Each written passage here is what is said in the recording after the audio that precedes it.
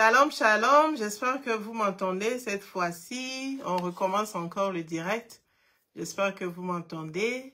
Seigneur, nous bénissons ton nom. Nous prions que tu prennes le contrôle de toutes choses. Seigneur, que tu prennes le contrôle du son, que tu prennes le contrôle de ce message et que seul ton nom soit élevé au nom de Jésus. Amen. On avait commencé tout à l'heure et puis bon, voilà, il n'y avait pas de son, donc il fallait recommencer. Donc, par la grâce de Dieu, nous sommes juste au début du message, donc on va le refaire encore.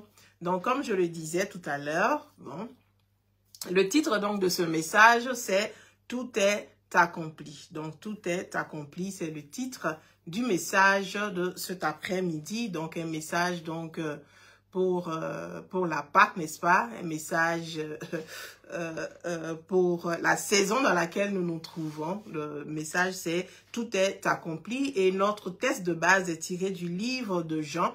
Jean au chapitre 19, verset 28 jusqu'au verset 30. Je lis la parole, la Bible dit ceci. « Après cela, Jésus qui savait que tout était déjà consommé, dit afin que l'écriture fût accomplie, j'ai soif. Il y avait là un vase plein de vinaigre et les soldats en remplirent une éponge et l'ayant fixé à une branche d'hysope, ils s'approchèrent de sa bouche. Quand Jésus eut pris le vinaigre, il dit « Tout est accompli » et baissant la tête, il rendit l'esprit. Baissant la tête, il rendit l'esprit. Je ne sais pas si on m'entend. Faites-moi signe si vous m'entendez. Alléluia. Faites-moi signe si quelqu'un m'entend pour que je puisse continuer.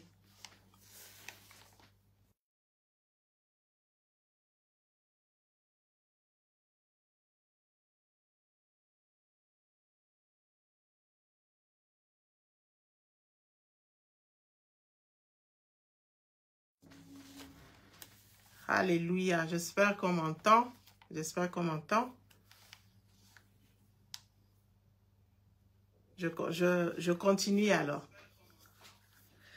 Alors, donc, comme je le disais, donc le test, notre test de base est tiré donc du livre de Jean, Jean chapitre 19, verset 28 jusqu'au verset 30 que je viens de lire. Donc, le Seigneur Jésus, voyant qu'il était donc à la fin, il a dit à la fin de tout, hein, que tout avait été consommé. La Bible nous dit qu'il a dit cette parole-là, j'ai soif.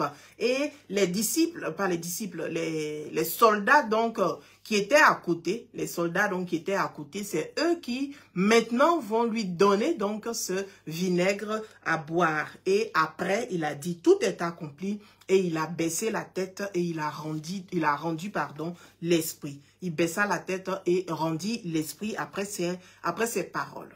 Donc, nous comprenons que tout est accompli n'est pas simplement le fait que le Seigneur Jésus soit désormais mort à la croix. On comprend que le tout qu'est-ce qu'on va dire, contient quelque chose que nous devons savoir, n'est-ce pas? Tout est accompli dans le sens où il y avait beaucoup de choses à faire et le Seigneur Jésus va dire cette dernière parole et finalement va dire cette dernière parole qui est « j'ai soif » et finalement va dire « tout est accompli » et rendre l'âme et mourir. Donc tout est accompli dans le sens où tout qui devait se faire, c'est maintenant fait. Alléluia. Donc, nous comprenons qu'il nous faut aller un peu en arrière pour savoir de quoi parle le Seigneur quand il est à la croix et quand il dit que tout est accompli. Et pour ça, il faut que nous allions donc dans la Genèse, dans le début de toutes choses, dans le livre donc de Genèse au chapitre 2. Mais avant d'aller dans Genèse, j'aimerais bien qu'on lise ce que Paul nous dit dans le livre de Romains au chapitre 5. Donc, Romains chapitre 5, le verset 19-21 nous dit ceci. Je vais lire. Il dit, comme par la désobéissance d'un seul, beaucoup d'hommes sont devenus donc pécheurs devant Dieu. De même, par l'obéissance d'un seul, beaucoup sont déclarés justes devant Dieu. Quant à la loi, elle est intervenue pour que le péché prolifère.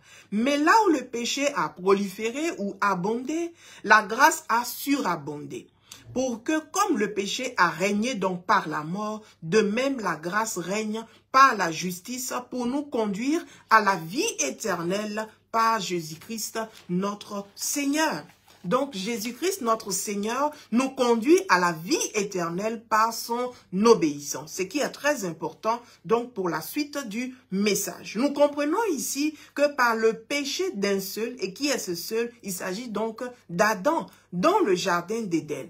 Donc, Adam a péché dans le jardin d'Éden. Donc, l'homme, Dieu a créé l'homme, il lui a donné donc ce jardin d'Éden dans lequel il devait vivre, et le Seigneur lui a donné à l'homme je parle de l'homme bien sûr, des instructions. Et nous voyons cela dans Genèse au chapitre 2, verset 16 à verset 17. La Bible dit ceci. Et l'Éternel Dieu ordonna à l'homme, donc c'est un ordre qu'il a donné à l'homme, un commandement qu'il a donné à l'homme. Il dit, mange librement donc des fruits de tous les jardins, de tous les arbres du jardin. Donc l'homme était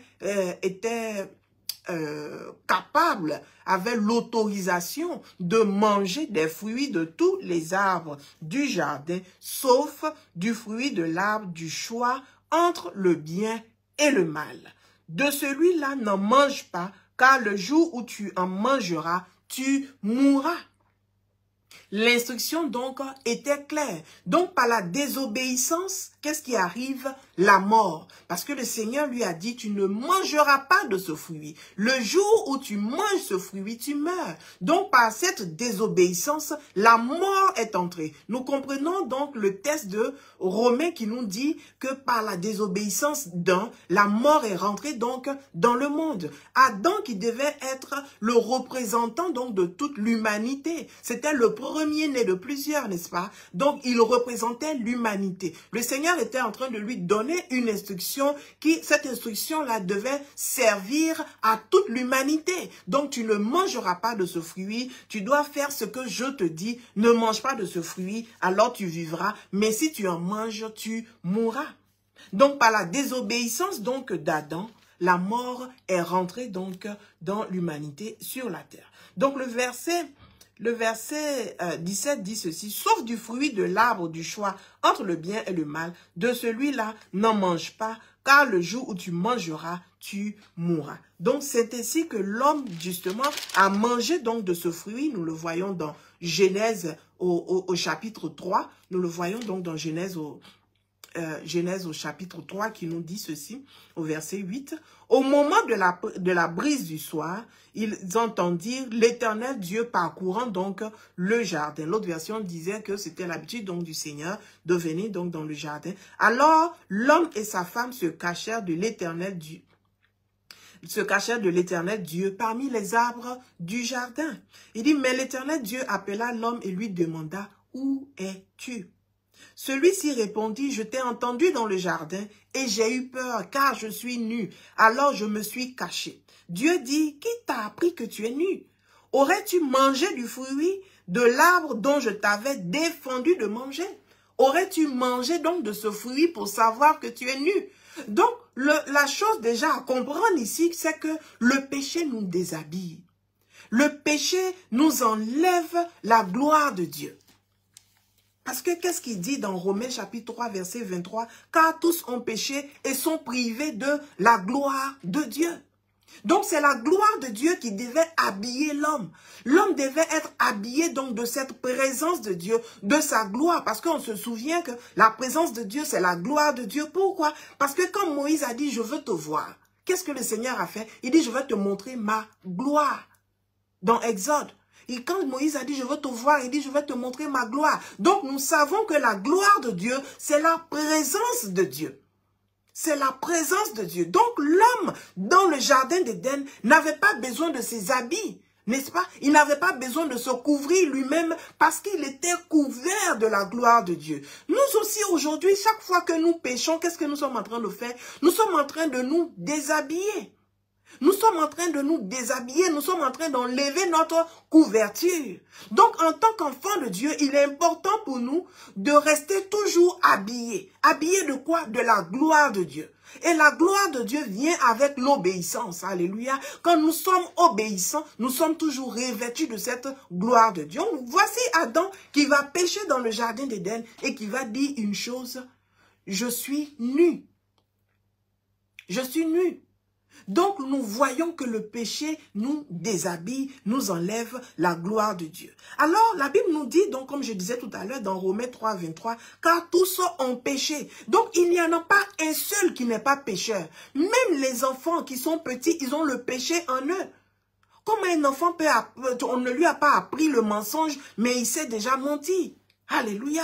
On ne lui a pas appris de mal comporter, mais il sait déjà mal se comporter. Pourquoi? Parce que la graine du péché est rentrée par le péché adamique. Donc, il n'y a pas de justice en l'homme. L'homme ne peut pas se déclarer juste. Alléluia. Parce que la Bible nous dit dans 1 Jean chapitre 1, le verset 8, « Si nous disons que nous n'avons pas de péché, nous nous séduisons nous-mêmes et la vérité n'est point en nous. » Nous nous séduisons nous-mêmes et la vérité n'est point en nous. Donc la Bible était assez claire. Adam et Ève, ceux qui sont donc les représentants de toute l'humanité, ont péché. Ainsi, le péché est rentré dans le monde, dans l'humanité. La désobéissance est rentrée. La graine de la désobéissance a été semée. Alléluia. Et désormais, c'est la mort. Désormais, c'est la mort. Désormais, nous sommes privés de la gloire de Dieu. Parce que nous le voyons dans Genèse au chapitre 3 toujours. Le Seigneur, quand il va maudire l'homme, il va dire finalement, l'Éternel Dieu fit à Adam et à sa femme des vêtements de peau pour les habiller. Des vêtements de peau, des peaux des animaux bien sûr. Alléluia. On voit déjà le sacrifice. On voit déjà une préfiguration donc du sacrifice que Dieu devait faire pour pouvoir nous habiller à nouveau, pour que cette gloire-là vienne à nouveau. Mais pour les animaux, c'était temporaire. C'est important de comprendre cela. Alléluia, pour la suite, pour que nous arrivons au jardin, pour que nous arrivons donc à Golgotha, à la croix. Alléluia, c'est important de savoir que déjà dans le jardin d'Éden, le Seigneur avait fait ce premier sacrifice-là. Donc le verset 22 de Genèse chapitre 3 nous dit, puis il dit, voici que l'homme est devenu comme l'un de nous pour le choix entre le bien et le mal. Maintenant, il ne faut pas qu'il tende la main pour cueillir aussi du fruit de l'arbre de la vie, qu'il en mange et qu'il vive éternellement. L'homme ne peut pas vivre éternellement donc dans son état de péché. Il faut qu'il meure, alléluia. Il faut qu'il meure pour que le péché aussi meure avec lui. Pour que le péché aussi meure avec lui, il faut que l'homme meure. Donc, ça sera le message d'un autre jour, alléluia, et qu'il vive éternellement. Le verset 23 dit ceci. Alors l'Éternel Dieu le chassa du jardin d'Éden pour qu'il travaille le sol d'où il avait été tiré. Après avoir chassé l'homme, il posta des chérubins à l'est du jardin d'Éden avec une épée flamboyante, tournoyant, en tous sens pour barrer l'accès donc de l'arbre de la vie. Donc depuis le jardin d'Éden, l'homme est privé de la gloire de Dieu, c'est-à-dire qu'il est privé de la présence de Dieu. Donc il a cette soif intérieure de retourner dans le jardin. C'est pour cela que le Seigneur a mis les chérubins pour barrer le chemin. Parce que désormais, si tu veux retourner dans cette gloire de Dieu, si tu veux retourner dans cette présence de Dieu, Dieu doit te donner accès. Il doit te donner l'accès. Avant, dans le jardin d'Éden, c'était pour l'homme, il avait la présence de Dieu comme il voulait, à volonté. Mais à cause du péché, nous sommes désormais séparés de Dieu. Et donc, l'homme a une quête intérieure, une soif intérieure, une faim intérieure de retrouver quelque chose qu'il recherche. D'autres vont utiliser les femmes, d'autres vont utiliser les hommes. Ça sera la prostitution, ça sera la drogue, ça sera toutes sortes de choses. Mais en fait, c'est cette soif intérieure de retrouver la gloire de Dieu, de retrouver la paix, de retrouver l'harmonie avec Dieu que nous recherchons. Alléluia. Et là, ça me ramène à la Samaritaine. Alléluia, c'est pas l'objet de notre message, mais c'est là où ça me ramène. La Samaritaine. La Bible nous dit qu'elle était à son 6e mari. Alléluia. Et vous m'avez entendu le dire plusieurs fois. Parce que ce message est tellement poignant. Parce que c'est le message, la soif de l'être humain lui-même. Elle était à son 6e mari.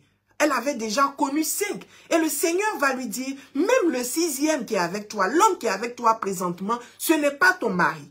Mais si vraiment sa soif intérieure, c'était d'avoir donc ce mari, c'était d'avoir ce mariage parfait, d'être en harmonie avec un homme dans sa maison. Mais pour moi, je dis, question qu'elle devait se poser. Donc, qui est mon mari? Où est mon mari? Puisque tu es en train de me dire que mon mari n'est pas celui avec qui je suis à la maison. Mais non, la Samaritaine va poser directement une question qui sort de son âme, une question qui émane de son âme, de son esprit. Pendant longtemps, sûrement, elle avait cherché la réponse à cette question, mais elle n'avait pas trouvé.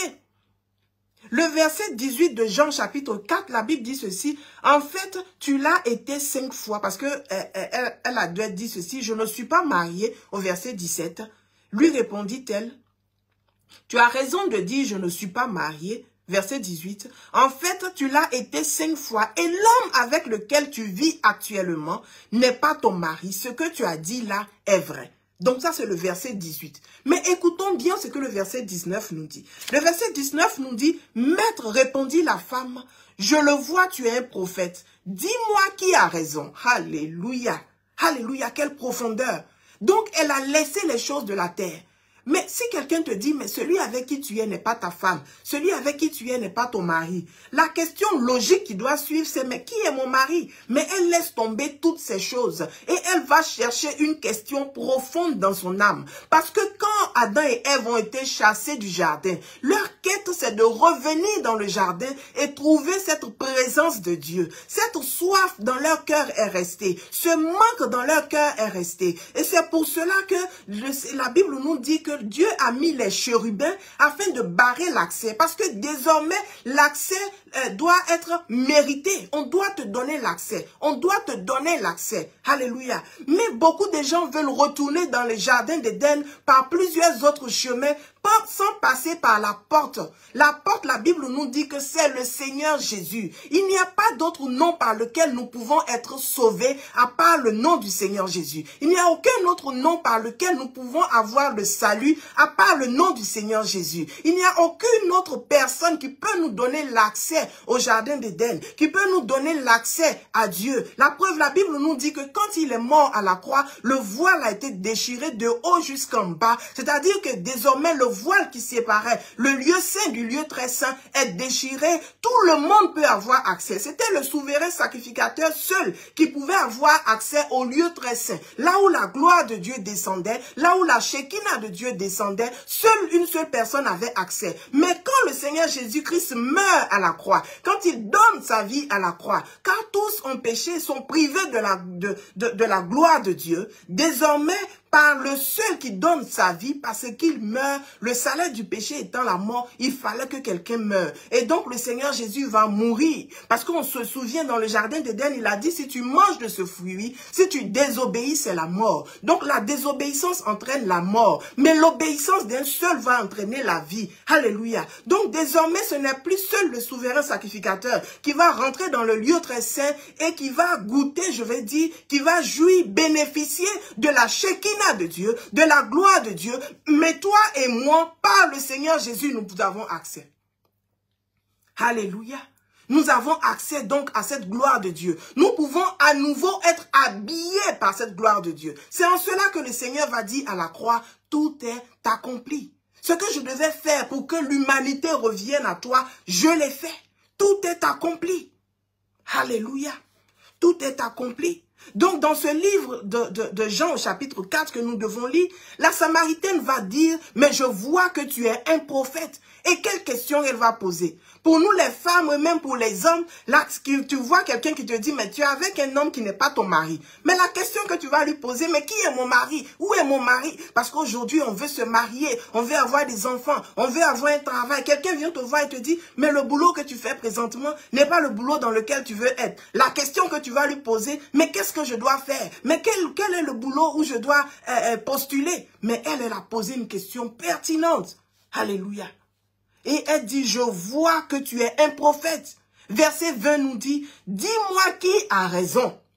Nos ancêtres ont adoré Dieu sur cette montagne-ci, et vous autres, vous affirmez que l'endroit où l'on doit adorer, c'est à Jérusalem. Donc, elle recherche comment adorer Dieu, comment se reconnecter à son Dieu, comment retourner dans le jardin d'Éden, on va dire, comment retourner dans cette communion qu'elle avait avec Dieu. C'est ce qu'elle recherche. En fait, c'est la soif de son âme.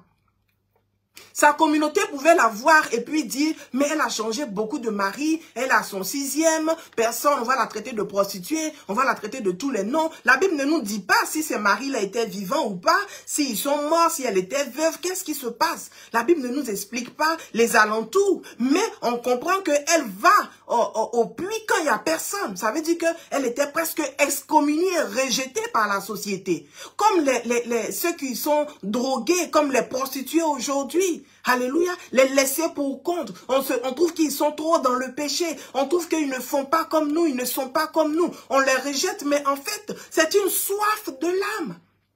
Alléluia. Et beaucoup d'entre nous, nous voulons, comment on va dire, remplacer cette présence de Dieu, cette gloire de Dieu.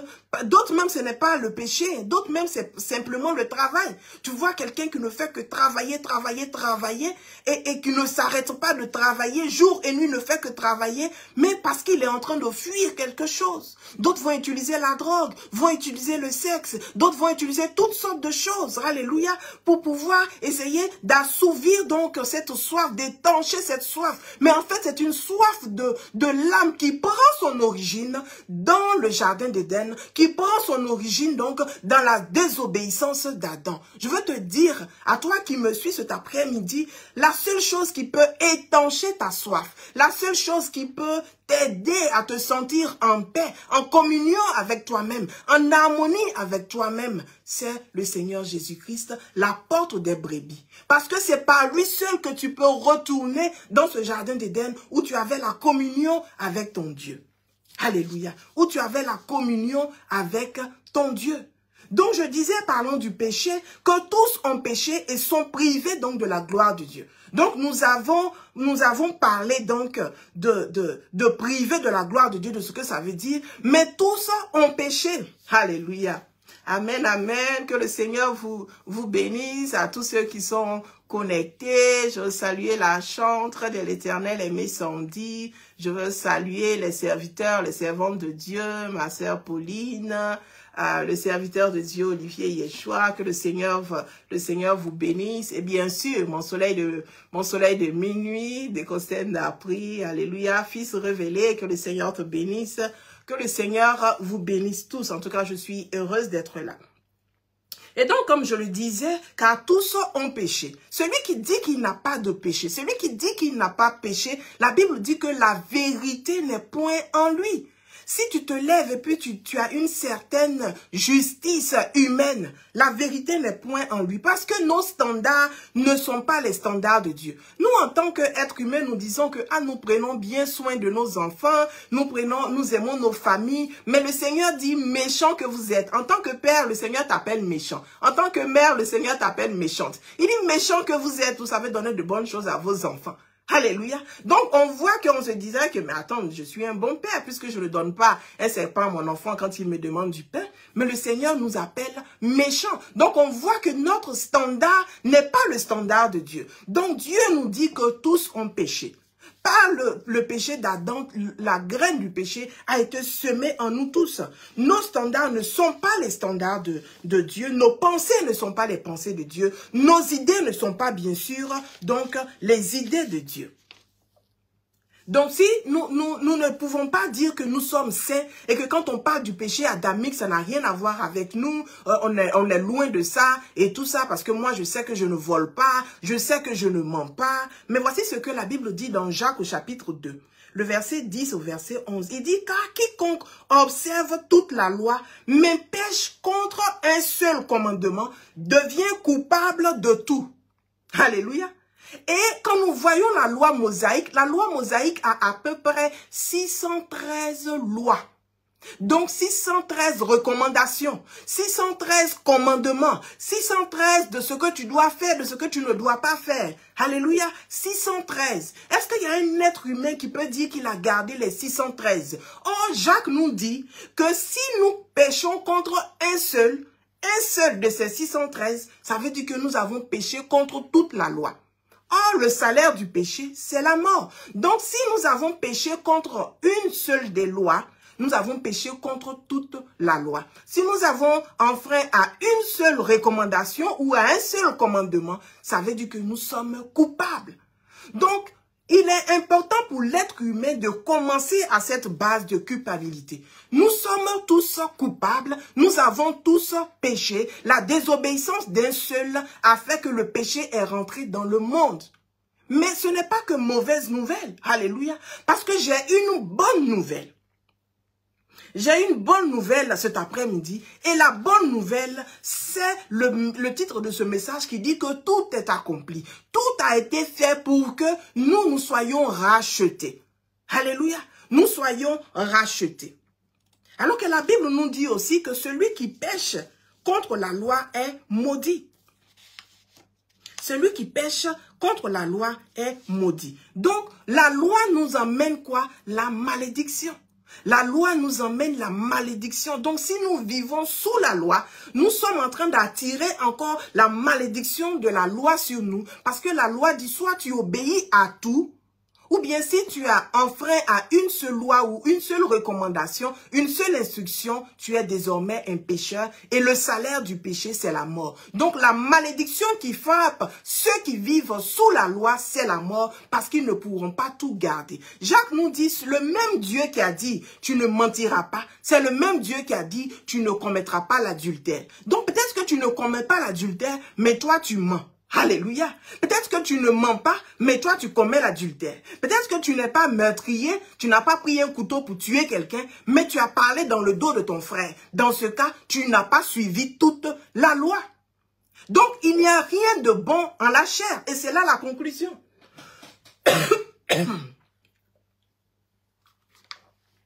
Alléluia. Donc, nous devons comprendre qu'il n'y a pas un homme qui soit saint. Il n'y a personne qui peut vivre dans la sainteté en observant toutes les lois. C'est impossible.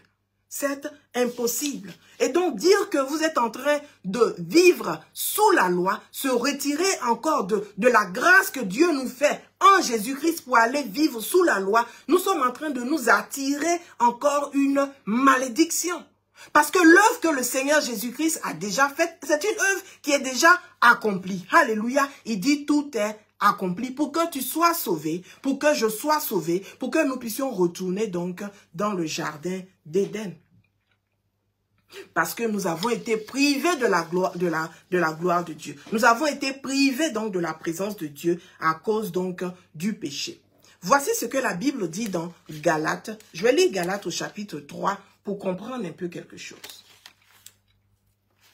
Alléluia. Si ce message te fait du bien, partage-le à quelqu'un. Partage-le à quelqu'un s'il te fait du bien.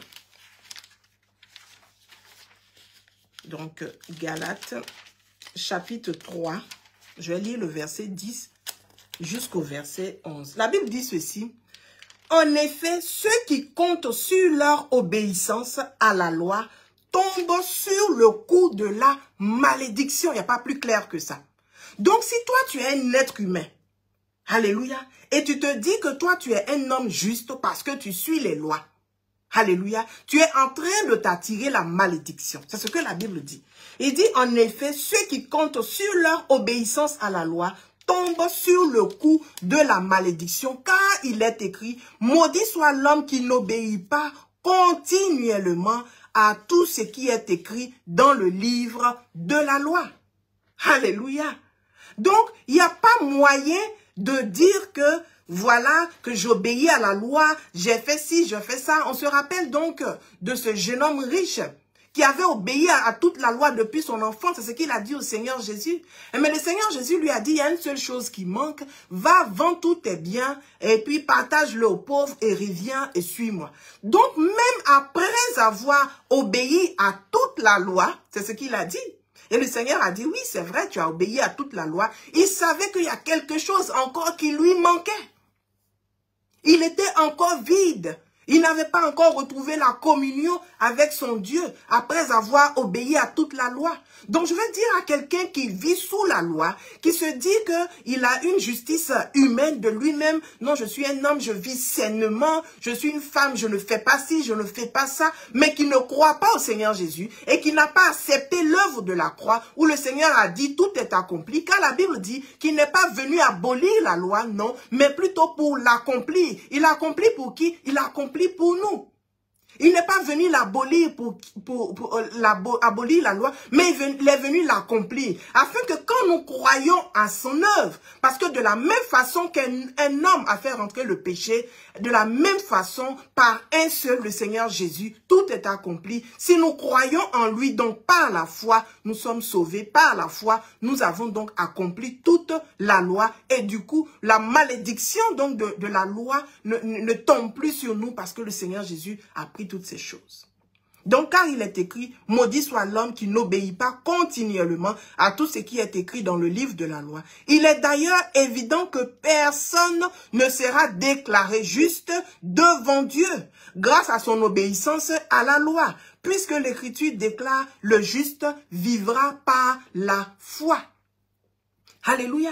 Le juste vivra par la foi. C'est-à-dire quoi? C'est-à-dire que avant d'être déclaré juste, tu as la foi. La foi en qui? La foi en Dieu. La foi en Jésus-Christ, en l'œuvre de la croix. La foi en ce il est mort à la croix et qu'il est ressuscité. C'est la seule justice qui tienne devant Dieu. La seule justice qui tienne devant Dieu, la seule sainteté qui tienne devant Dieu, alléluia, c'est celle de la foi. Il dit le juste vivra par la foi. Donc si quelqu'un est déclaré juste, ça veut dire qu'il a la foi en Dieu. Tu peux avoir un bon comportement, tu te comportes bien avec ta femme, avec tes enfants, avec tes amis, tu es un exemple de la société, mais ton standard n'est pas le standard de Dieu. Alléluia. Et là, tu ne peux pas être déclaré juste. La Bible dit, il est d'ailleurs évident que personne ne sera déclaré juste devant Dieu grâce à son obéissance à la loi. Personne. Personne. Et si tu sors les 613 lois et que tu commences à les appliquer une après une, après une, après une, après ça encore, tu ne seras pas déclaré juste parce que la seule justice qui tienne, c'est la justice par la foi. Alléluia. Quelle grâce! Quelle grâce! Quelle grâce! Car il n'y a rien de bon en l'homme. On ne peut pas avoir confiance en la chair pour dire que non, je ne veux pas faire ci. Le Seigneur Jésus appelle adultère, pas quand l'acte a été commis, mais quand tu as regardé une femme avec, comment on va dire ça, avec désir. Tu as regardé un homme avec désir, tu as commis l'adultère. Donc comment on va s'en sortir? Alléluia. Donc la seule justice qui tienne, c'est la justice de la foi. Donc ça veut dire quoi? Ça veut dire que nous croyons en l'œuvre de la croix, nous croyons au Seigneur Jésus, alléluia, et c'est alors que nous sommes sauvés, c'est alors que nous sommes justifiés, c'est alors que on peut se présenter devant Dieu et puis on peut être déclaré juste. Le juste vivra par la foi, le juste aura la vie par la foi, le juste s'occupera de sa famille par la foi. C'est pas parce que tu es un homme bien que tu t'occupes bien de ta femme, de tes enfants, de ta maison. C'est parce que tu es une femme bien, non. C'est parce que tu as la foi en Christ. Et à cause de ta foi en Christ, désormais, tu as une certaine façon de te comporter. Tu as une certaine façon de faire les choses. Car la Bible dit que si quelqu'un est en Christ, il est une nouvelle créature. Désormais, les choses anciennes sont passées. Voici, toutes choses sont devenues nouvelles. On a une nouvelle base. Ce n'est plus la graine du péché qui est en nous, mais c'est la sainteté de Christ qui est en nous. Alléluia. Alléluia. Le juste vivra par la foi.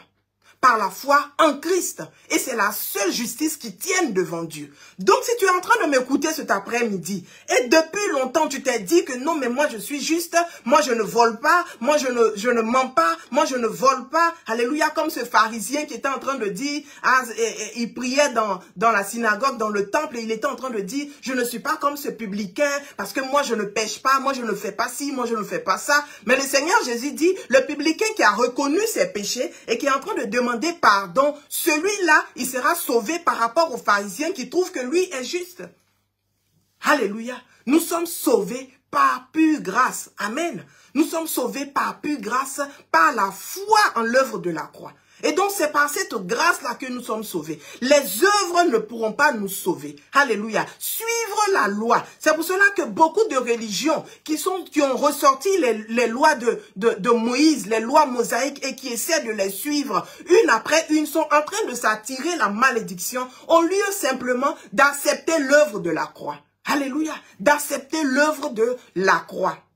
Je vais exhorter quelqu'un.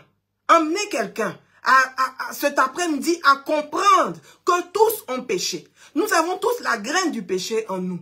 Et la seule justice qui tienne, c'est la justice par la foi. Et cette justice par la foi a été obtenue par le Seigneur Jésus-Christ. Alléluia. À la croix. À la croix. Et là encore, ce n'est même pas l'objet de mon message cet après-midi. Et je vois que peut-être que le Seigneur veut sauver une âme. C'est l'opportunité pour toi d'être sauvé, d'accepter le Seigneur Jésus comme ton Seigneur et ton Sauveur. Ce n'est pas l'objet de mon message, mais je vais lire quelque chose. La Bible dit dans Romains au chapitre 8, c'était juste une parenthèse que je voulais faire sur le péché et sur la justice personnelle. Et donc la Bible dit dans Romains chapitre 8, le verset 1 à verset 2, et, on va fermer cette parenthèse. Maintenant donc, il n'y a plus de condamnation pour ceux qui sont unis à Jésus-Christ. Car la loi de l'Esprit qui nous donne la vie, dans l'union avec Jésus-Christ, t'a libéré de la loi du péché et de la mort. La loi du péché et de la mort, c'est quoi? C'est la loi mosaïque, n'est-ce pas? C'est la loi qui dit que si tu manges de ce fruit, tu vas mourir. Donc ça, c'est la loi du péché et de la mort. Tu pèches, tu meurs. Mais nous avons été affranchis par l'œuvre de la croix. Le Seigneur Jésus, en disant tout est accompli, il a accompli la loi pour toi, il a accompli la loi pour moi, pour que désormais nous n'ayons plus à suivre ces choses-là. Mais qu'est-ce que nous faisons? Nous suivons Christ. Nous regardons Christ, afin que l'œuvre qu'il a accomplie à la croix soit pour nous. Il dit que la loi du péché donc et de la mort a été abolie. Mon peuple périt par faute de connaissance. Peut-être que tu es encore en train de vivre sous la loi. Mais tu as été aboli, tu as été affranchi par l'œuvre de la croix. Nous sommes en train de célébrer la Pâque. Mais notre Pâque, notre agneau, celui qui nous donne la vie, c'est le Seigneur Jésus. Alléluia. Et la Bible dit, il n'y a plus de condamnation pour celui-là. Donc, qu'est-ce que tu as à faire? C'est de t'unir à Christ. Une fois en union avec Christ, désormais, tu n'as plus péché. C'est ainsi que Isaac va dire, j'entends la voix de Jacob, mais je sens l'odeur d'Ésaü. J'entends la voix de Jacob, mais je sens l'odeur d'Ésaü. Pourquoi? Parce qu'il avait mis sur lui la peau de l'animal, et donc c'est cette odeur-là. Et qu'est-ce qu'il a fait? Isaac, a béni Jacob. Donc nous aussi, nous sommes Jacob. Qu'est-ce que nous devons faire? C'est de nous couvrir donc de cette peau, de nous couvrir du Seigneur Jésus. Désormais, quand nous nous présentons devant Dieu, c'est notre voix qu'il entend, mais il sent la bonne odeur de Christ et nous ne sommes plus condamnés. Parce que par nos actes, par nos péchés, par notre façon de vivre, nous devons aller à la mort, à la malédiction. Mais Isaac dit, je sens cette odeur d'Ésaü.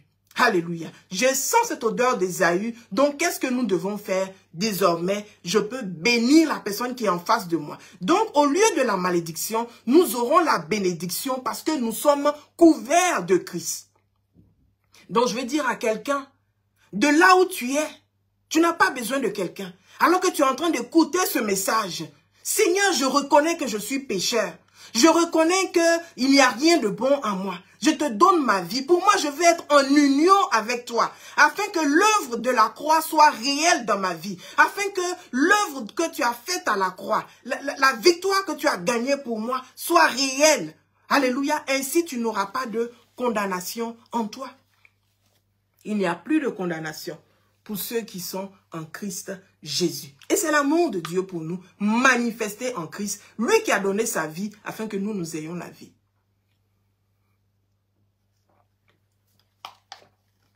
Alléluia. Donc désormais, nous ne serons plus nus, nous serons désormais habillés. Alléluia. Habillés par Christ. Si nous sommes habillés par Christ, couverts par Christ, qui peut nous condamner? Parce que quand on regarde, tu as péché, c'est vrai. Ton nom n'est pas Ésaü, c'est Jacob, c'est vrai. Mais je sens une odeur, et c'est l'odeur de Christ. N'oublions pas que nos paroles montrent comme de l'encens. Ça montre comme de la fumée. Ça montre comme une odeur à Dieu. C'est comme ça que les prières montent à Dieu. C'est par l'odeur. Alléluia. C'est par l'odeur. Donc, nous voulons être couverts de Christ et avoir la bonne odeur de Christ. Désormais, quand nous parlons, quand nous envoyons ces prières vers Dieu, c'est des prières qui sont de bonne odeur et nous avons le retour qui est la bénédiction de Dieu. Je vais dire à quelqu'un, ta justice à toi n'est pas suffisante pour que tu sois sauvé, pour que tu sois couvert de la gloire de Dieu, la gloire qui avait été perdue dans le jardin d'Éden. Il te faut être couvert de la gloire de Dieu qui est Jésus-Christ lui-même. Qui est Jésus-Christ lui-même. Comme je le disais, ce n'était pas l'objet donc du message, c'était juste une parenthèse. Donc à la croix, le Seigneur Jésus dit, tout est accompli. Et nous avons vu tout à l'heure, donc que le Seigneur a dit, tout est accompli. Mais quand le Seigneur Jésus est à la croix, nous avons l'image donc de ces deux voleurs. Un à gauche, un à droite. Alléluia. Et celui de gauche, il est en train d'accuser le Seigneur Jésus-Christ. Nous voyons cela dans Luc au chapitre 23. Je vais lire seulement le verset 43 qui dit ceci. Jésus lui répondit, je te le dis en vérité, aujourd'hui tu seras avec moi dans le paradis. Aujourd'hui tu seras avec moi dans le paradis. Mais qu'est-ce que ce voleur-là avait fait pour être aujourd'hui avec le Seigneur Jésus dans le paradis? Il avait seulement cru.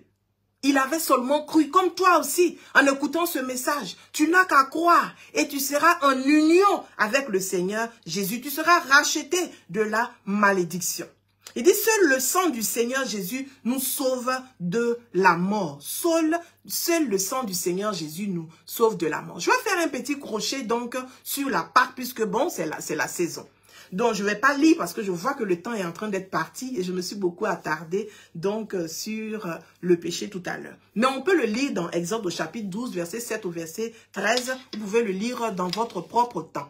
On a vu que dans les enfants d'Israël s'apprêtent donc à sortir donc d'Égypte. Qu'est-ce que Dieu leur dit? Il dit, mettez le sang de l'agneau sur le linteau de vos portes.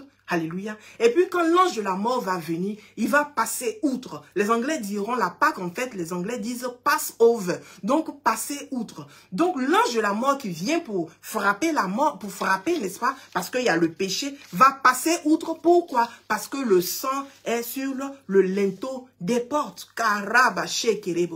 Le sang est sur le linteau des portes. Je disais tout à l'heure que Jacob s'était couvert donc de la peau donc de l'animal pour pouvoir sentir comme Ésaü. Donc toi aussi, quand tu es en train de te revêtir de Christ, qu'est-ce que tu es en train de faire? Tu es en train de mettre sur toi le sang de l'animal, tu es en train de mettre sur toi le sang du Seigneur Jésus-Christ, le sang de l'agneau de Dieu, pour que quand la mort va venir, la mort passe outre. C'est ça la Pâque en fait. Que la mort te saute, que la mort t'épargne, que tu sois épargné de la mort. Car le salaire du péché, c'est la mort. Mais si tu es couvert de Christ, tu seras épargné et donc c'est la Passover, comme les Anglais le disent en parlant donc de la Pâque. En parlant donc de la Pâque. J'avais dit que le salaire du péché, donc, c'était la mort, mais que le don gratuit de Dieu, c'est la vie éternelle en Jésus-Christ. Donc, si tu es couvert de Christ, ce n'est plus la mort qui vient à toi, mais c'est la vie éternelle en Jésus-Christ. Il n'y a pas d'autre nom par lequel nous pouvons être sauvés, à part le nom du Seigneur Jésus-Christ. C'est le seul nom par lequel nous pouvons être sauvés. Alléluia. Nous ne pouvons pas être sauvés par Bouddha. Nous ne pouvons pas être sauvés par nos propres actions. Nous ne pouvons pas être sauvés, je ne sais pas, par plusieurs dieux, par les eaux, par les forêts, par les statues. Il n'y a pas d'autre Dieu qui puisse nous sauver à part le nom du Seigneur Jésus-Christ et la foi que nous avons en lui. Alléluia. Mais il est important de savoir en tant qu'être humain, et je pense que c'est là la clé du message cet après-midi. Le Seigneur Jésus-Christ a dit quelque chose. Il dit tout est accompli. Mais dans le tout est accompli, alléluia, j'ai parlé longuement de ce qu'il était en train de dire. Il était en train de parler donc de notre rachat, n'est-ce pas? Il parlait donc de notre rachat. Donc quand le Seigneur est à la croix et il dit tout est accompli, nous devons comprendre qu'il nous a racheté de la mort à la vie. Il nous a racheté de la malédiction à la bénédiction. Il nous a racheté d'une vie sans gloire, d'une vie dans les ténèbres et il nous a ramené à la lumière. Mais pour lui, Seigneur Jésus, qu'est-ce que ça signifie tout est accompli? Qu'est-ce que tout est accompli veut dire pour le Seigneur Jésus qui est à la croix? Jean 19, le verset 28 dit ceci. Après cela, Jésus qui savait que tout était déjà consommé, dit, afin que l'écriture fût accomplie, dit, j'ai soif. Oh, que le Seigneur me donne la grâce de livrer le message tel que reçu. Alléluia. Il dit, tout est déjà consommé. Le Seigneur Jésus est à la croix. On voit cette image. J'ai regardé le film La Passion du Christ et ça le décrit, je pense bien. Le Seigneur Jésus est à la croix. Il a les mains clouées. Alléluia. Il a les mains clouées. Il a le visage ensanglanté, la barbe arrachée. Il a cette couronne d'épines sur la tête qui transpète sa tête. Il a été flagellé, on l'a frappé. Beaucoup disent 39 coups parce que 40 signifiait la mort. Donc, il ne fallait pas qu'il meure avant d'arriver à la croix. Donc, 39, les théologiens nous disent 39 coups qu'on lui avait donné sur le dos. Mais ces cordes ou bien, je veux dire, ces choses qu'on utilisait, ces lianes avaient des pointes au bout. Donc, chaque fois qu'on lui donnait un coup, ça arrachait la peau. Donc, il était tout ensanglanté. Les pieds étaient cloués. Donc, voyons cette image que nous avons du Seigneur Jésus à la croix. Donc, à ce niveau, on peut se dire tout est accompli. Il a fait sa mission. Tout ce qu'il devait faire, il a fait. Il dit après cela, Jésus-Christ qui savait que tout était déjà consommé. Tout, absolument tout était déjà consommé. Il va dire encore une parole. Il dit, j'ai soif. J'ai soif. Et je pense que c'est là la clé de notre message cet après-midi. Pourquoi le Seigneur Jésus-Christ, voyons que tout était déjà fait, alléluia, a quand même dit, j'ai soif. Donc nous comprenons de quoi parle-t-il. Quand il a dit tout est accompli, pour nous, êtres humains, bien sûr, on en a discuté, mais pour lui, qu'est-ce qu'il est en train de dire? Qu'est-ce qu'il est en train de dire quand il dit tout est accompli? Alléluia. Je vais lire dans Matthieu chapitre 1 pour nous éclairer un peu. Matthieu chapitre 1, le verset 18 à 23. Alléluia. Que le Seigneur me donne la grâce de livrer le message tel que reçu. Que vous puissiez comprendre le fardeau qui est sur mon cœur cet après-midi. Le fardeau qui est sur mon cœur cet après-midi. Que vous puissiez le comprendre, le saisir. Matthieu 1, 18, 23. La Bible dit ceci. Voici dans quelles circonstances Jésus-Christ vint au monde. Marie, sa mère, était liée par fiançailles à Joseph. Or, elle se trouva enceinte par l'action du Saint-Esprit avant qu'ils n'aient vécu ensemble. Joseph, son futur mari, était un homme bon et droit. Il ne voulait pas la livrer au déshonneur. Et c'est pourquoi il se proposa donc de rompre ses fiançailles sans faire de bruit. Il réfléchissait à ce projet quand un ange du Seigneur lui apparut en rêve et lui dit, Joseph, descendant de David, ne crains pas de prendre Marie pour femme, car l'enfant qu'elle porte vient de l'Esprit. Car l'enfant qu'elle porte vient de l'Esprit Saint. Elle donnera naissance à un fils, tu l'appelleras Jésus. C'est lui, en effet, qui sauvera son peuple de ses péchés. Tout cela arriva pour que s'accomplisse cette parole du Seigneur transmise par le prophète. Par quel prophète? Le prophète Ésaïe. Et on le voit dans Ésaïe 7 au verset 14. Il dit, voici la jeune fille vierge sera enceinte et elle enfantera un fils qu'on l'appellera Emmanuel, ce qui veut dire Dieu avec nous. Donc nous voyons ici Matthieu qui est en train de nous expliquer les circonstances de la naissance du Seigneur Jésus. Il dit que l'ange est venu et il a dit à Joseph, ne romps pas les fiançailles avec Marie, parce que l'enfant qu'elle porte en effet s'appelle Emmanuel, c'est lui qui doit sauver le monde.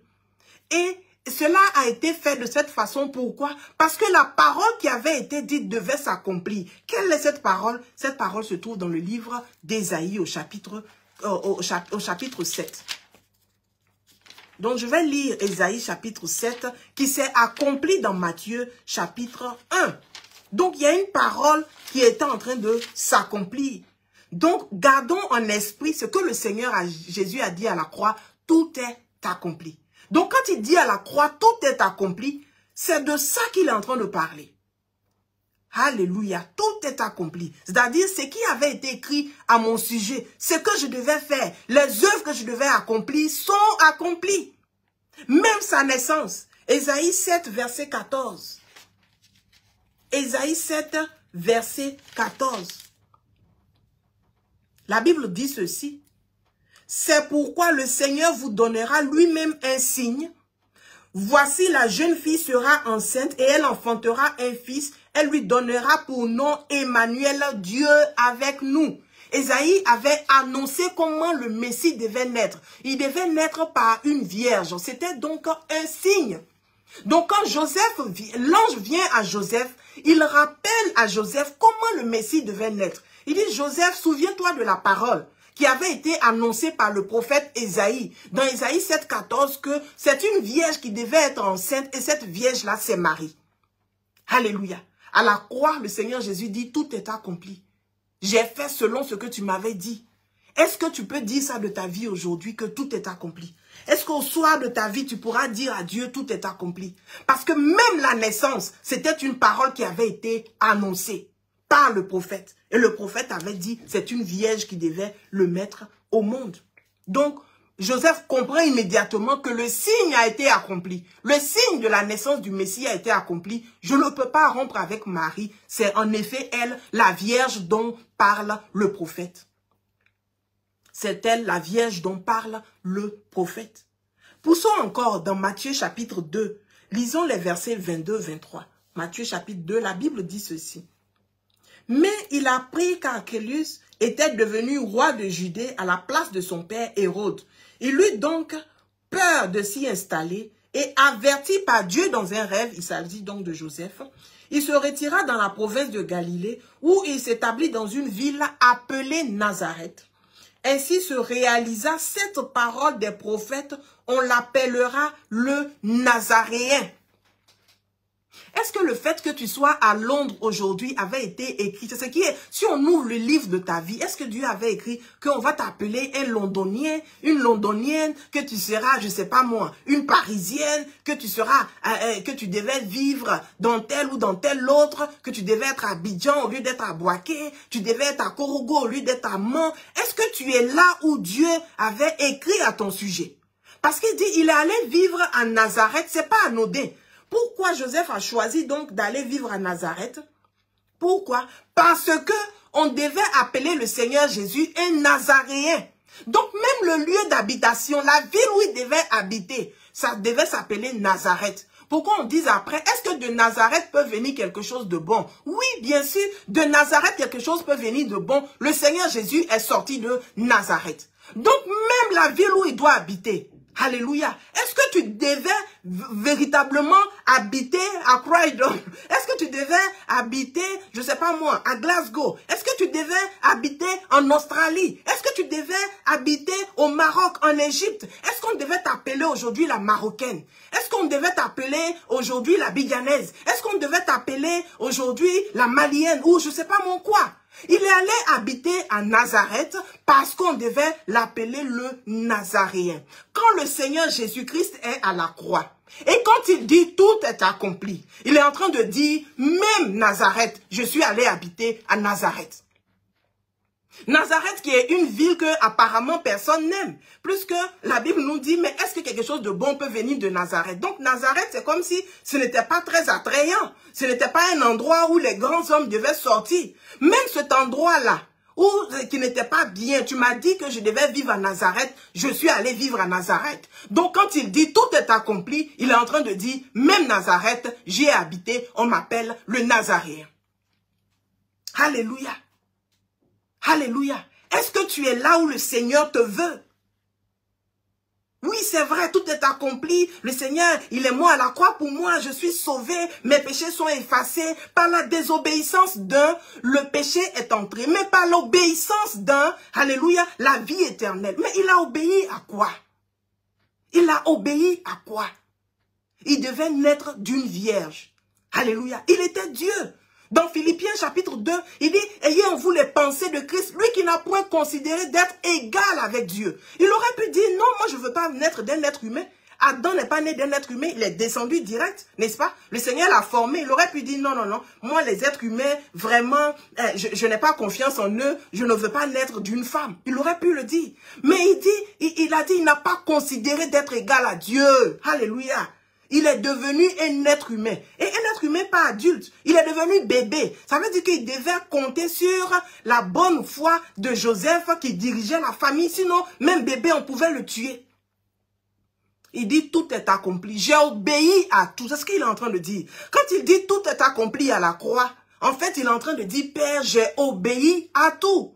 Même après, la Bible nous dit, après cela, Jésus qui savait que tout était déjà consommé, dit afin que l'écriture soit accomplie. Aïe! Alléluia! Il y avait une dernière écriture. Et cette écriture-là dit qu'il devait dire j'ai soif pour que cette écriture s'accomplisse. Et quelle est cette écriture qui devait s'accomplir? Alléluia!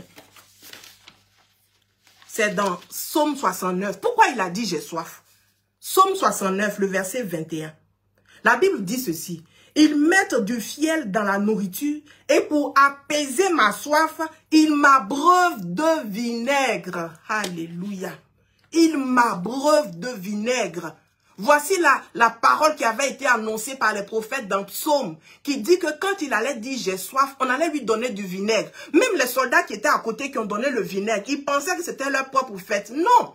C'était quelque chose qui avait déjà été annoncé. Alléluia. Quelque chose qui devait déjà s'accomplir. Le Seigneur voulait voir l'obéissance jusque dans les dernières petites choses. Jean 19, le verset que nous lisons depuis, nous dit que tout avait été déjà consommé. Il avait déjà tout fait. Mais il y avait une seule chose qui restait. Celle où on devait lui donner le vinaigre. Alors il dit, j'ai soif. Oh, alléluia. Et c'est alors quand on lui a donné le vinaigre, il dit, voilà, tout est accompli. Je dis, est-ce qu'au soir de ta vie, tu pourras dire tout est accompli? Est-ce que tu as fait selon le livre qui avait été écrit sur ta vie? Est-ce que tu as fait tout ce que le Seigneur demande de toi? Est-ce que tu vis là où tu devais vivre? Est-ce que tu travailles là où tu devais travailler? Est-ce que tu es dans la famille où tu devais être? Est-ce que tu es dans l'église même où tu devais être? Est-ce que tu es dans le ministère même où tu devais être? Est-ce que tu es en train de servir comme Dieu aurait voulu que tu serves? Est-ce que tu es en train de vivre ta vie comme lui, il veut que tu la vives?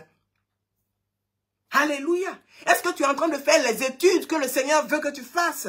Est-ce que je ne sais pas à quel carrefour de ta vie tu te trouves? Alléluia. Mais est-ce que tu es exactement en train de faire ce que Dieu veut que tu fasses? Le Seigneur Jésus, dans cet état-là, on avait percé son côté. Alléluia. On l'avait déchiqueté. Je l'ai traduit tout à l'heure. Je l'ai décrit tout à l'heure.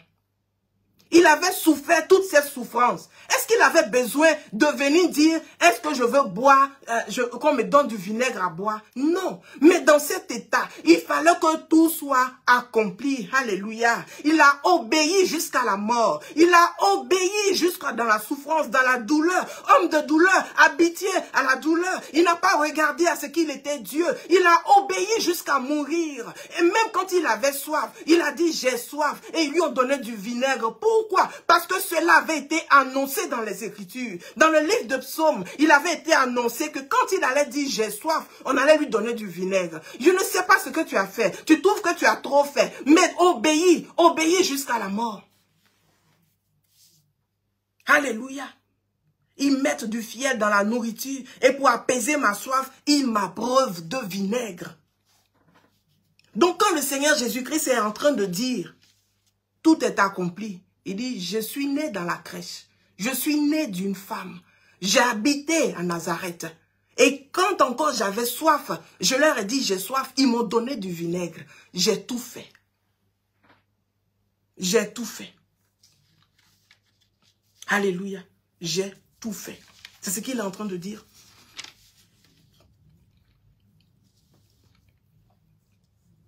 Matthieu 13, 34 à 35. La Bible dit ceci. Alléluia. C'est le moment de la Pâque, de célébrer l'œuvre de la croix, mais c'est le moment de nous remettre en question. Est-ce que je suis exactement en train d'accomplir ce qui a été écrit à mon sujet?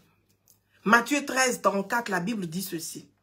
Jésus enseigna toutes ces choses aux foules en employant des paraboles, et il ne leur parlait pas sans paraboles. Ainsi se réalisait la parole du prophète. Même sa façon de parler avait été écrite.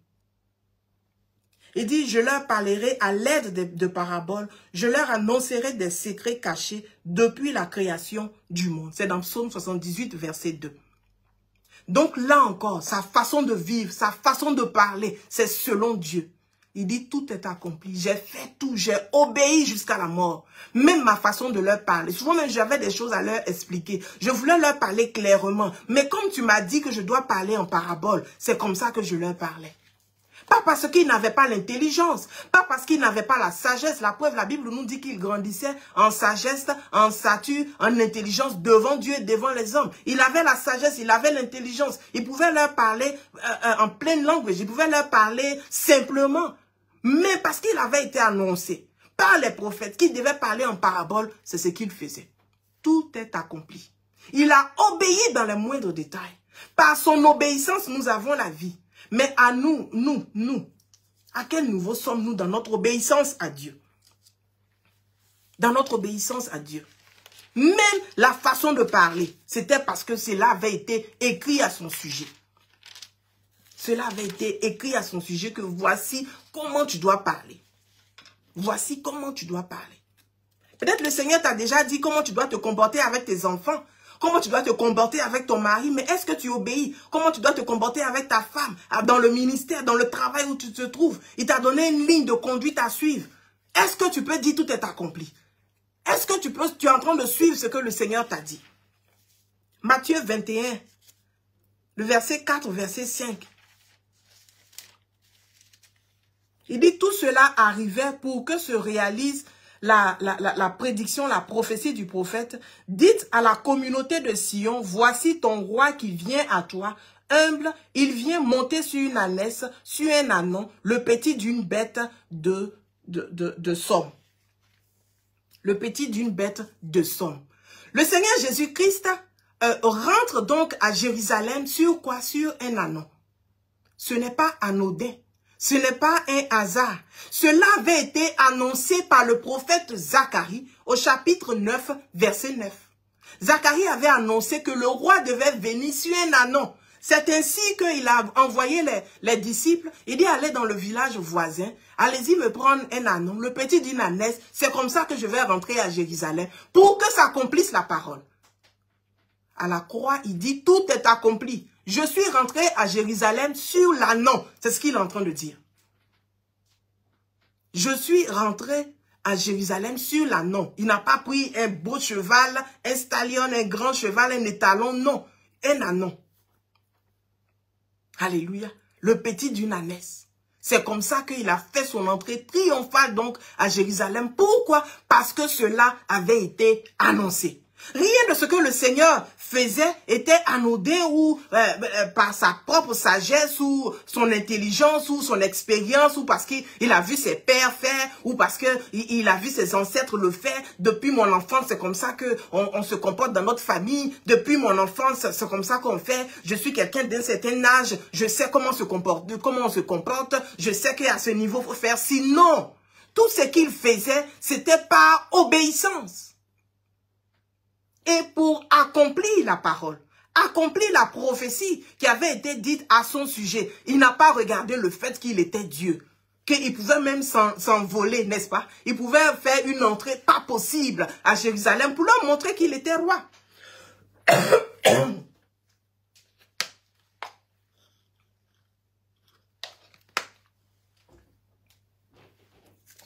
Alléluia, il est rentré là encore.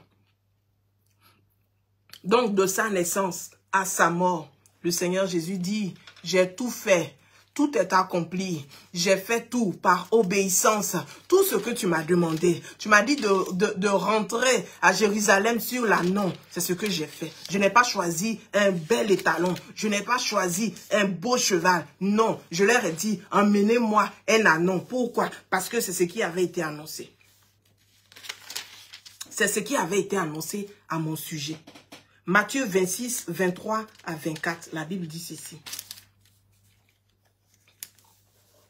En réponse, il leur dit, celui qui a trempé son pain, parce que là on lui demande qui va te trahir. Il dit, celui qui a trempé son pain dans le plat avec moi, c'est lui qui me trahira. Certes, le Fils de l'homme s'en va conformément à ce que les Écritures annoncent à son sujet.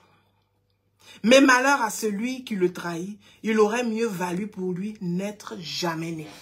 Donc même sa mort, la trahison de Judas, c'est ce qui avait été écrit à son sujet. Et c'est dans Psaume chapitre 41, verset 9, pardon.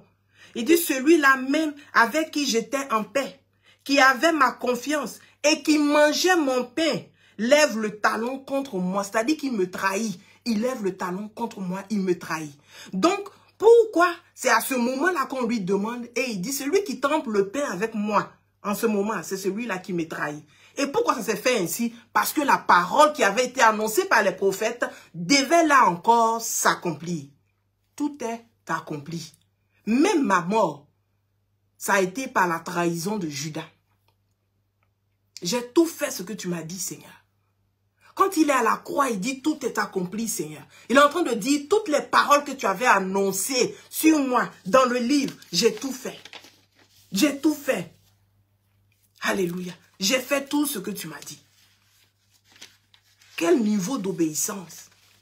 C'est la Pâque, oui, c'est vrai. Nous sommes en train de célébrer le fait que nous ne sommes plus condamnés parce que nous appartenons à Christ. Alléluia. C'est vrai. Mais est-ce que nous pouvons dire au soir de notre vie, Seigneur, j'ai fait tout ce que tu m'as dit. La Bible dit dans Ésaïe 53, je vais lire 4 à 9, le niveau d'obéissance du Seigneur. Il dit pourtant en vérité, c'est de nos maladies qu'il s'est chargé.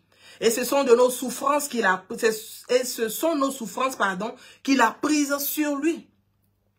Alors que nous pensions que Dieu l'avait puni, frappé et humilié, mais c'est pour nos péchés qu'il a été percé. C'est pour nos fautes qu'il a été brisé, le châtiment qui nous donne la paix. C'est-à-dire quand tu as fait un péché, quand tu as fait une faute, il y a un châtiment. Et quand tu fais ta peine, ta sentence, c'est après que tu es libre, n'est-ce pas? Si on te dit 10 ans, 15 ans, 20 ans, c'est après ça que tu es libre. Mais là, ce châtiment n'est pas tombé sur nous, mais c'est tombé sur lui. Il dit le châtiment qui nous donne la paix est retombé sur lui. Et c'est par ces blessures que nous sommes guéris. Nous étions tous errants. Pareil à des brebis, chacun de nous allait par son propre chemin. L'Éternel a fait retomber sur lui les fautes, alléluia, de nous tous. On l'a frappé, il s'est humilié, il n'a pas dit un mot. Pourquoi? Parce que c'est ce qui avait été écrit à son sujet. Il ne s'est pas défendu. On se souvient devant le Sanhédrin, il ne s'est pas défendu. Devant Ponce Pilate, devant Hérode, il ne s'est pas défendu. Alléluia. Pourquoi? Parce que Isaïe avait annoncé, les Écritures avaient annoncé qu'il n'a rien dit. Il dit pas un mot. On l'a frappé, il s'est humilié, il n'a pas dit un mot. Semblable à un agneau mené à l'abattoir, tout comme la brebis muette devant ceux qui l'attendent, il n'a pas dit un mot. Il a été arraché à la vie par la contrainte suite à un jugement. On l'a jugé, n'est-ce pas? Alléluia. On l'a jugé. On l'a jugé. On dit Barabbas ou Jésus, le peuple a crié Barabbas. Donc Barabbas est sorti et Jésus a été condamné. Et qui par les gens de sa génération s'est soucié de son sort. Lorsqu'on l'a retranché du pays des vivants, il a été frappé à mort à cause des péchés que mon peuple a commis. On a mis son tombeau parmi les criminels et son sépulcre parmi les riches alors qu'il n'avait pas commis d'actes de violence et que jamais ses lèvres n'avaient prononcé de mensonge. C'est l'un des disciples du Seigneur Jésus, un certain Joseph, n'est-ce pas? Un homme très riche qui avait déjà fait son tombeau. Et c'est lui justement qui est venu et qui a demandé à prendre le corps du Seigneur Jésus. Et on lui a donné le corps du Seigneur Jésus. Ça encore, ça avait déjà été annoncé. Ça avait déjà été annoncé. Alléluia. La Bible dit ceci. Je vais lire dans Luc au chapitre 4. Quelle est l'implication de tout ceci? Tout est accompli. Le Seigneur Jésus est l'exemple parfait que nous devons suivre. L'exemple parfait que nous devons suivre, c'est le Seigneur Jésus. Quand il est à la croix, qui dit tout est accompli. Je suis né par une vierge. J'ai vécu à Nazareth. On m'appelle le Nazaréen. Alléluia. J'ai parlé par les paraboles. Pour ne parler que de ces quelques exemples. Je suis mort à la croix. J'ai dit j'ai soif pendant que j'étais en agonie. Il était en train de mourir. Mais là encore, il a dit j'ai soif. Pourquoi? Pour que la parole s'accomplisse. pour qu'il puisse dire tout est accompli. Quand il a dit tout est accompli, véritablement tout est accompli. Il a tout fait. Tout ce que le Père lui a demandé, il a fait. Lisons dans Luc au chapitre 4, le verset 16 au verset 21. Et je pense que je suis maintenant à la fin de mon message. Luc chapitre 4, verset 16 à 21. La Bible dit ceci. Il se rendit aussi à Nazareth où il avait été élevé. Et il entra dans la synagogue le jour du sabbat, comme il en avait l'habitude. Il se leva pour faire la lecture biblique et on lui présenta le rouleau du prophète Ésaïe.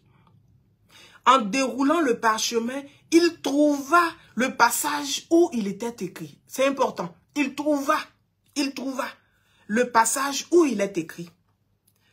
L'Esprit du Seigneur repose sur moi parce qu'il m'a désigné par l'onction pour annoncer une bonne nouvelle aux pauvres.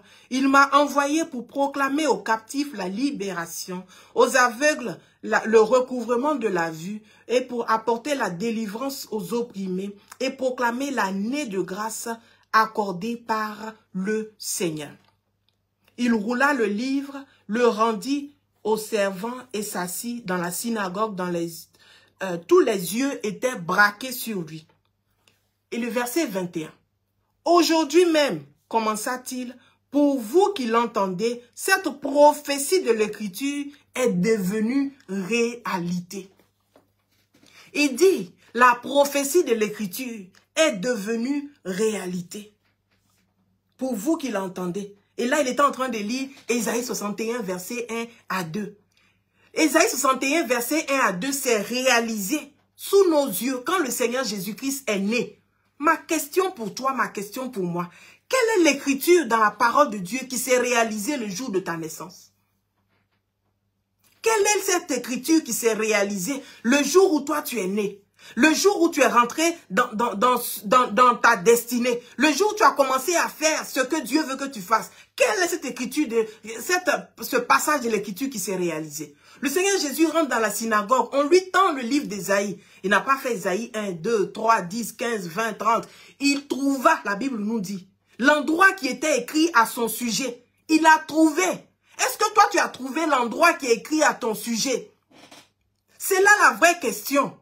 Parce que s'il a dit tout est accompli, c'est parce que le verset de Jean 19 nous dit, sachant que tout avait été consommé. Mais comment il savait que tout avait été consommé? C'est parce qu'il avait trouvé les passages qui parlaient de lui. Il avait trouvé le rouleau de sa vie, le rouleau du livre de sa vie. Il savait qui il était.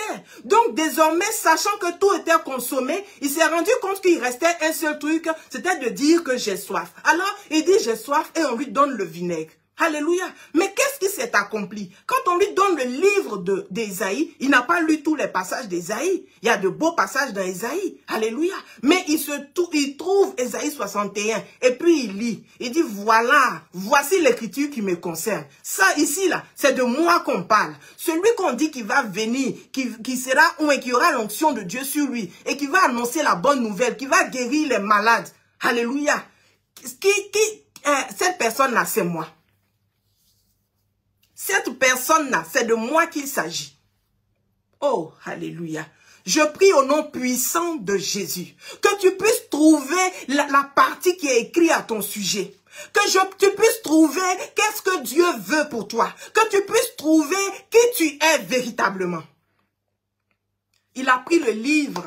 Il y a 66 livres dans le livre d'Ésaïe. Il y a 66 livres. Il a pris Ésaïe 61. Il dit ça, c'est moi. Ésaïe 61, c'est moi. Le verset 1, verset 2, c'est de moi qu'il s'agit. Quand il a fini de lire, il dit c'est accompli aujourd'hui, il a fermé, il a remis et tout le monde le regarde. Tout le monde le regarde. Mais on se dit, mais de quoi il parle? Mais il parle de sa vie. À la croix, quand il dit tout est accompli, il veut dire Seigneur, tu as dit que j'allais apporter la bonne nouvelle. Il a prêché. On se souvient donc de Matthieu 5, 6, 7, des béatitudes. Le Seigneur Jésus a prêché. Il a guéri les malades. Il a guéri les lépreux. Alléluia. Même les morts ont été ressuscités. Il a annoncé la bonne nouvelle. Le royaume des cieux est descendu. Il dit c'est accompli. Ma question pour nous ce soir, Quelle est la parole de Dieu qui s'accomplit quand toi tu nais? Quelle est la parole de Dieu qui s'accomplit quand toi tu rentres dans ton appel? C'est ça la vraie question. Rentrer dans ton appel, savoir qu'est-ce que Dieu veut pour toi, savoir qui tu es véritablement sur cette terre. Quel est le vide qui est comblé dès que toi tu nais? Quel est le vide qui est comblé quand tu apparais? Alléluia. Alléluia. Ne cherchez plus de qui on parle dans l'écriture, parce que je suis là. Ne cherchez plus celui-là sur qui l'Esprit du Seigneur repose, parce que je suis là.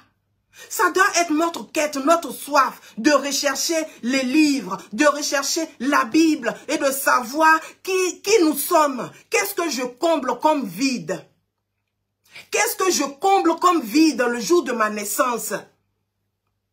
Oh, je prie pour quelqu'un au nom puissant de Jésus, que cela soit clair pour toi, que le Seigneur ouvre tes yeux à partir de cette prédication, que tu saches qui tu es, qu'il ouvre le livre et qu'il te dise, ma fille, voici qui tu es, mon fils, voici l'écriture à ton sujet, voici ce qui avait été écrit à ton sujet.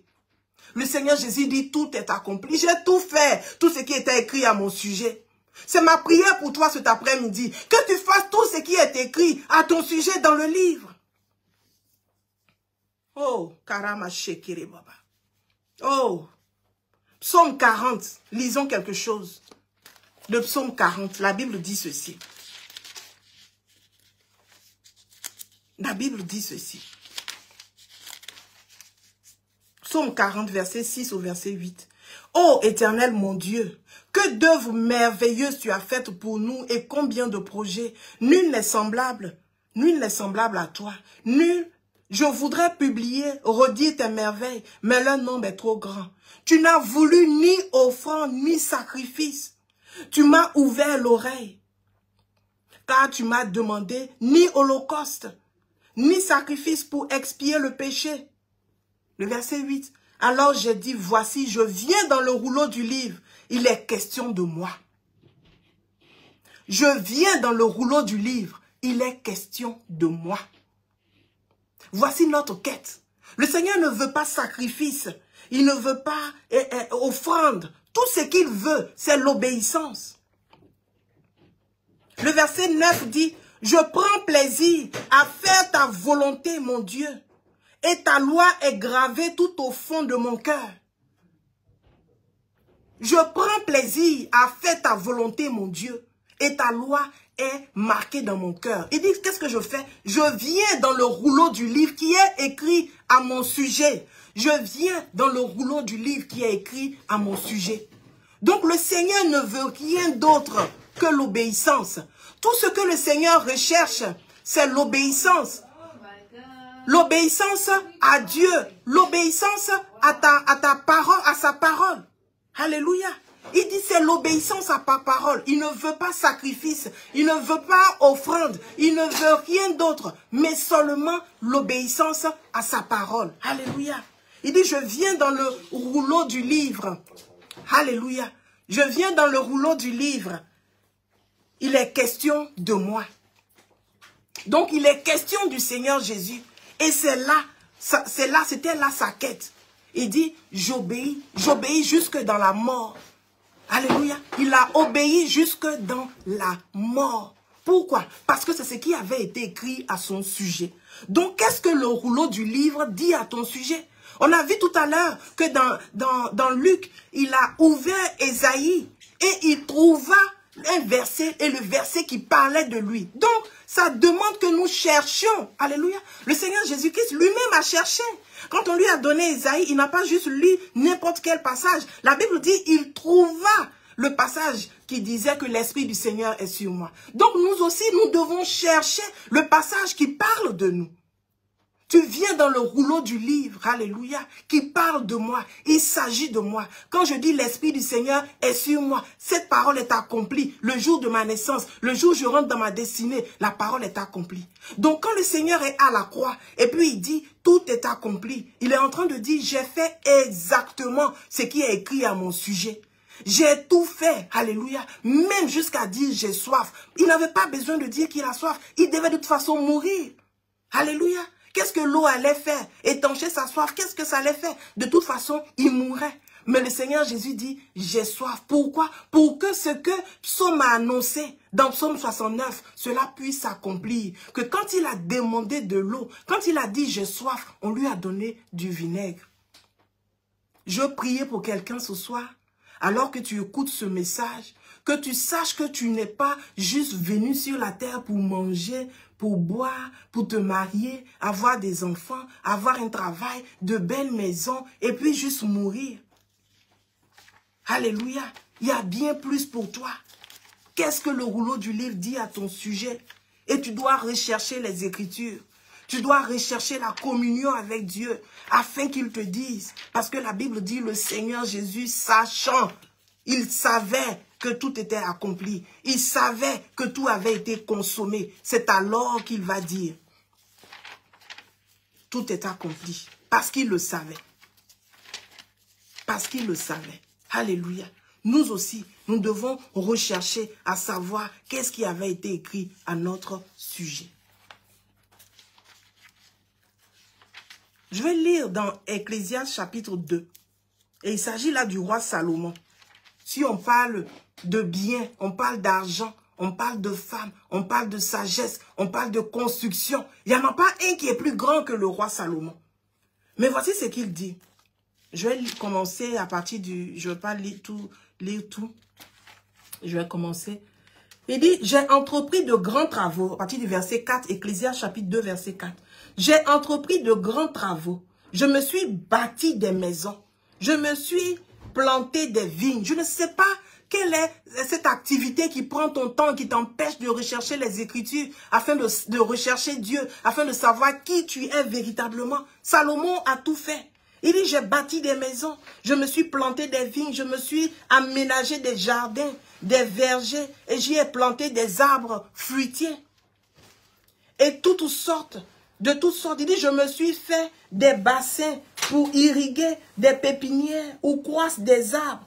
Je me suis procuré des esclaves et des servantes. C'est ce même Salomon qui avait 700 femmes et 300 concubines. Il dit, j'ai eu du personnel domestique. Je ne sais pas ce que tu poursuis. Mais Salomon dit, j'ai possédé en abondance du gros et du menu bétail, bien plus que tous ceux qui m'ont précédé à Jérusalem. Je me suis amassé de l'argent et de l'or. Salomon a tout fait. Alléluia. Il dit, j'ai eu ce qui fait les délices des hommes, de nombreuses belles femmes. Pas que des femmes, mais de belles femmes, Salomon dit qu'il a eu.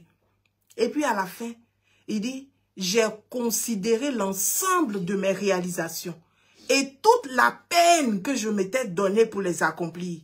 Et je me suis rendu compte que tout est dérisoire. Mais nos traditions disent tout est vanité. Il dit, autant courir après le vent. Il n'y a aucun avantage à tout ce qu'on fait sous le soleil. Salomon a tout fait. Si tu n'es pas en train de vivre selon le rouleau du livre qui est écrit à ton sujet, comme la Samaritaine, la Bible dit qu'elle était à son 6e mari, elle se sentait vide, elle changeait les maris. On ne nous dit pas si ils étaient morts, si elle était divorcée, mais elle était à son 6e. Mais quand